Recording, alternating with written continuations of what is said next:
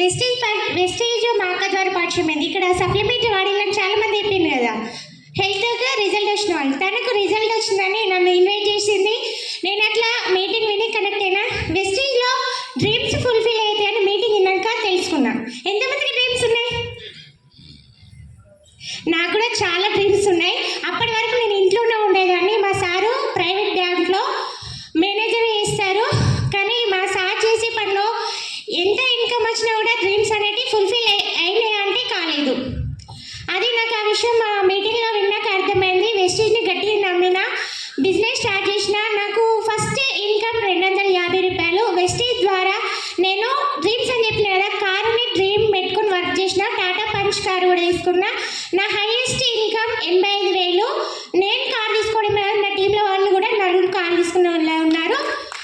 నా డ్రీమ్ వచ్చేసి డిసెంబర్ కల్లా 2 lakhs తీసుకొని నా అండర్లో ఒక 20 మందికి ఒక 30,000 ఇన్కమ్ ఇప్పించాలని గోల్ పెట్టుకొని వర్క్ చేస్తున్నా. Thank you. Wish you well.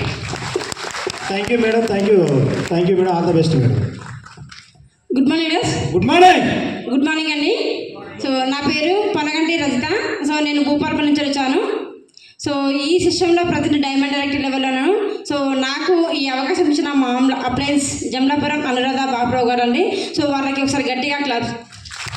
So చాలామంది అప్లయన్స్ ఉంటేనే బిజినెస్ చేశారు కదా. సో నాకు ఐడి ఇచ్చాడు, వెళ్ళిపోయాడు. సో నన్ను టేకప్ చేసిన వ్యక్తులు సో దేవుడిచ్చిన అన్నదమ్ములని చెప్పొచ్చు. సో మధుసూదన్ రెడ్డి సార్, అదేవిధంగా రజనీకాంత్ రెడ్డి సార్. సో వారికి ఒకసారి గట్టిగా క్లాస్. సో ఈ సిస్టంలో ప్రజెంట్ నేను 83,000 ఇన్కమ్ తీసుకుంటున్నాను. అదేవిధంగా ఒక 16 లక్షల క్రీడాకారాన్ని తీసుకోవడం జరిగింది. సో ఇది వెస్టేజ్లో. సో వెస్టేజ్కి ముందు నా యొక్క క్వాలిఫికేషన్ MSc B.Ed. సో నేను కూడా మీ అందరిలాగానే జాబ్ కోసం చదివిన. సో కానీ నేను ఒకే ఒక మీటింగ్ అండి సో నా జీవితాన్ని మార్చేది. సో అది విజయవాడ. సో నెలకు 50 లక్షలు తీసుకున్నాయి. Subhash Reddy sir meeting attend అయ్యాను.